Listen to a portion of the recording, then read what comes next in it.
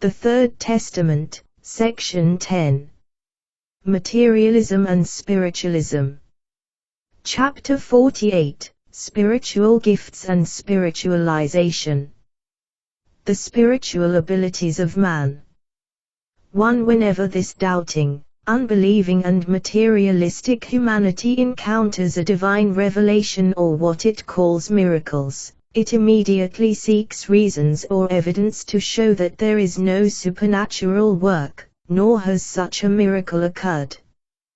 2. When a person appears who shows a spiritual ability that is unusual, he experiences mockery, doubt, or indifference to silence his voice. And when nature, as the instrument of my divinity, directs its voice of justice and its cries of alarm to men, they attribute everything to chance.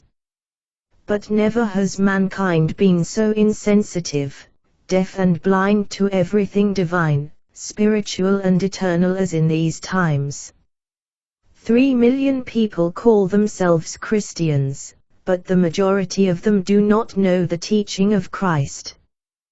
They claim to love all the works I did as a man, but in their way of believing, thinking and looking at things, they prove that they do not know the essence of my teaching. For I taught you the life of the Spirit, revealing to you the abilities that are in Him, for this I came into the world. 5. I healed the sick without any medicine, spoke to the spirits, freed the possessed from foreign and supernatural influences, conversed with nature, transformed me as man into a spirit being and as a spirit being again into a human being, and each of these works always had the purpose to show you the way to the development of the Spirit. 114, 1-4. 6. You have true treasures within you, abilities and talents which you do not even suspect, and as a result of your ignorance you shed tears like those in need. What do you know of the power of prayer and the power of thought? What do you know of the deep meaning of spirit-to-spirit dialogue? Nothing, you materialistic and earthly-minded humanity. 2:9-14. 7. I expect spiritualization from the world. With me the names by which every church or sect is distinguished have no meaning, nor the more or less great splendor of its rites and outward cult forms. This only reaches the human senses, but not my spirit. 8. I expect spiritualization from men, for it means elevation of life, ideal of perfection, love of goodness, turning to truth, exercise of the activity of love, harmony with oneself, which is harmony with others and therefore with God. 326, 21-22.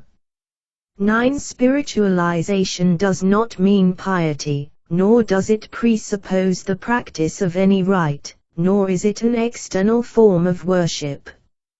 Spiritualization means the unfolding of all man's abilities, both those belonging to his human part and those beyond the physical senses, which are the powers, qualities, abilities, and senses of the Spirit. 10. Spiritualization is the correct and good use of all the gifts that man possesses. Spiritualization is the harmony with all that surrounds you. 326, 63-66. 11. In those days I taught you the greatest virtue, which is mercy. I inspired your heart and made your feelings sensitive. Now I reveal to you the gifts with which your spirit is endowed so that you may develop them and use them to do good among your neighbors. 12. The knowledge of spiritual life will allow you to do works similar to those your master did. Remember that I have told you that when you develop your abilities, you will do real miracles. 85, 20-21. 13. You all possess the gifts of the Spirit, which are beginning to unfold in this third age through the development that the spirit beings have attained. The intuition, the spiritual face, the revelation, the prophecy, the inspiration are clearly manifested among men, and this is the announcement of a new time. It is the light of the book of the 7 seals, which is opened in this time at its 6th chapter. 14 But you who know what these manifestations are for, and understand the time in which you are living, direct your spiritual gifts to the way of love. Always be prepared to offer your loving help, and you will be in harmony with my law and will serve as an example to your fellow men. Then you will be my disciples and will be recognized as such. 95:18. 15 When men once love each other and know how to forgive, when humility exists in their hearts and they have achieved that the spirit prevails over the body, soul, neither the flesh, soul, nor the world, nor the passions will form that thick veil that prevents you from seeing the way behind or in front of you. On the contrary, the flesh spiritualized by following my teaching will be like a servant obedient to the instructions of conscience, in contrast to what it is today, an obstacle, a trap, a bandage before the eyes of the spirit. 122:32. 16 Intuition, which is spiritual vision, presentiment and prophecy, illuminates the mind and makes the heart beat faster for the messages and voices it receives from infinity. 136:46. 17 Through the gift of intuition, which I gave to all men, you can discover many things that are hidden in the mystery of the hearts, many tragedies that do not only concern the earthly life of your fellow men but also their spirits. 18 How can you enter into the intimacy of those hearts without hurting them and without profaning their secrets? How to discover those hidden sufferings that overshadow the lives of your fellow men? I have already told you, intuition, that faculty which is part of the spiritual gift of the vision, and which should be fully developed in you through prayer, shows you the way to alleviate the pain of each of your fellow men. 312, 73-74. 19 How many secrets are there still for man? He is surrounded by invisible and impalpable beings, which should already be visible and palpable for him.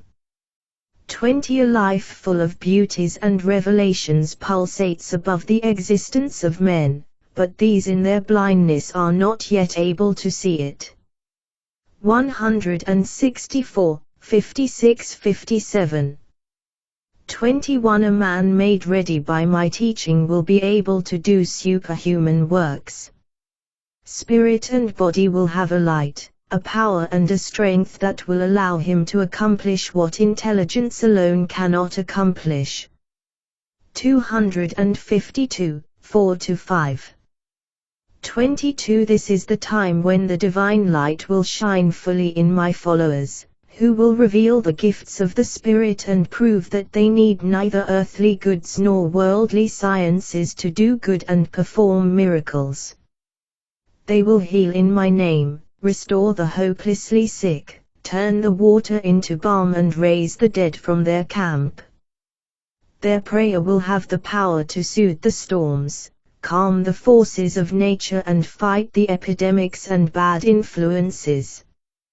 23 The possessed will be set free from their possessions, their persecutors and oppressors by the word, prayer, and authority of my new disciples.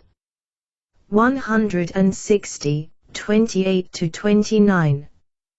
24 Spiritualization means ennoblement of feelings, purity of life, faith, charity, neighborly help, humility before God and deep respect for the received gifts. If you can achieve any of these virtues, you begin to penetrate with your spiritual gaze into the home of love and perfection. In the same way, when you attain spiritualization, you can say already on earth that you live in the spiritual home, even if it is only in the moments of your prayer. At the same time you will receive the light that reveals to you events that lie in the future, since for the spirit who soars upwards the coming is no longer a secret. 25 Yes, disciples, only in human life does man not know what will happen in the future, what will come tomorrow. He does not know his destiny, does not know the way he must go, and how his end will be. 26 Man could not endure the knowledge of all the trials he has to go through in his existence. Therefore, in my merciful love for him, I have placed that veil of mystery between his present and his future, thus preventing his mind from being confused when he would know all that he still has to experience and suffer through. 27 The Spirit, on the other hand, a being endowed with power and created for eternity, has within himself the ability to know the future, the gift of knowing his destiny, and the strength to understand and accept all the trials that await him. He knows that at the end of the path, when it has been traveled in obedience to the law, he will reach the land of promise, the paradise of the Spirit, which is the state of exaltation, purity and perfection that he will eventually attain. 28 You cannot reach the degree of spirituality of your Master to know what your destiny holds for you, what the future will bring you, but because of your inner exaltation I will let you foresee the nearness of some event. 29 You will attain this presentiment, this spiritual look into the future, this knowledge of your fate, only to the extent that your being, consisting of body, soul, and spirit, gradually develops higher by way of spiritualization, which is faith, sincerity, love toward life, love and helpfulness for your neighbor, humility and love toward your Lord. 160, 6 9 13, 14. 30 Be vigilant of the Spirit, so that you may not fight those who, like yourselves, set out to accomplish missions which have been entrusted to them by my divinity, so that you may know the true prophets and the false ones, confirming the works of the one and destroying the works of the other. 31 For this is the time in which all powers have risen up to fight. See how good fights against evil, light against darkness, knowledge against ignorance, peace against war. 256, 66. Requirements and characteristics of true spirituality. 32 Know that in every man dwells a Judas. Yes, disciples, for in your case the body, soul, is the Judas of the Spirit, it is the body that resists the light of spiritualization, that lies in wait for the Spirit to fall into materialism, into base passions. 33 But because your body brings you to the edge of the abyss, you shall not condemn it. No, because you need it for your progress and are to overcome it through your spiritualization, as I overcame Judas through my love. 150, 67 to 68. 34 Before you set out to teach my principles of life and to expound their contents, you must begin to follow the teaching I have revealed to you by loving your neighbor, by living a life turned toward the spiritual, and by sowing your way with love and light. If you do not do this, I tell you already now that you have not understood spiritualism. It reveals to you your true nature. Through it you can form a clear idea of your Father and recognize yourselves. 35 It is true that to attain spiritualization you need a certain renunciation, effort and sacrifice. But when the longing for a higher existence has awakened in you, when love begins to shine in your being, or when the desire for the spiritual has begun, it will be a joy for you, instead of sacrifice or renunciation, to get rid of all that is useless, harmful, or bad in you. 269, 46-47. 36. Always be aware that you are all equal before me, that you all had the same origin and all have the same goal, even if outwardly every fate shows itself differently. 37. Never forget that you all must come to me, which means that you all, although in different ways, must render the necessary merits to reach the greatest spiritual height. Therefore never consider anyone as inferior. 38. In the spiritualist, vanity must never take root. On the other hand, genuine modesty should always be his companion. Then, instead of dazzling with false light, his deeds will find resonance in the hearts of his fellow men. 322, 32-34. 39. The good sowers of spiritualism will never distinguish themselves by anything external or material. There will be neither costumes, nor insignia, nor any special way of speaking with them. Everything about their conduct will bear witness to simplicity and humility. Nevertheless, if they distinguish themselves by something, it will be their charity and their spiritualization. 40. The true preachers of spiritualism will be noticed not by their eloquence, but by the wisdom and simplicity of their word, and above all by the truthfulness of their works and the goodness of their lives.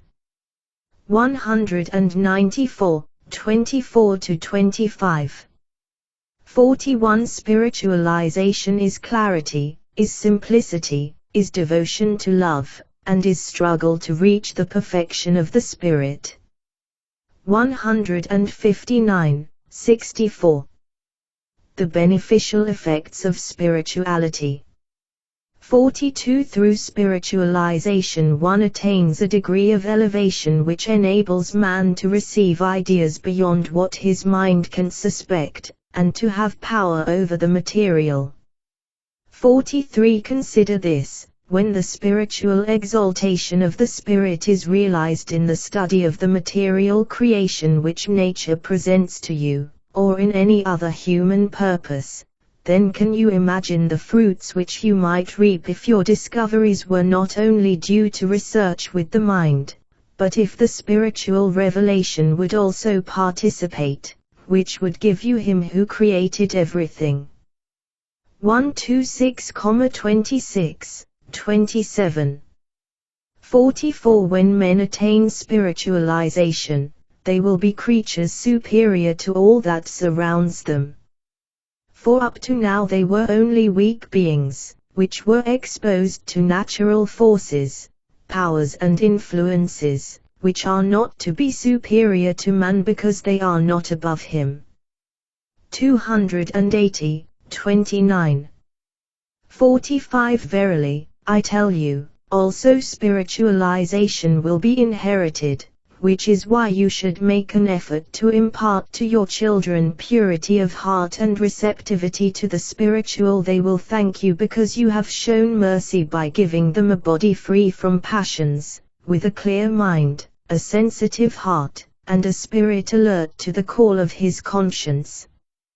289, 65. 46. The only purpose of my work is the spiritualization of all men, for in spiritualization they will become one and understand one another. In spiritualization they will see the names, the outward forms of their religions disappear, which have been the cause of their spiritual separateness, since each has interpreted their God in a different way. 47. As soon as they all approach spiritualization in their different ways, they will understand that the only thing they lacked was to free themselves from their materialism in order to be able to interpret spiritually what they had always understood in a material sense. 48. Spiritualization is all that I demand of men in this time. Then they will see their highest ideals fulfilled within the bounds of what is permitted and their most serious conflicts resolved. 321, 22 to 23, 29.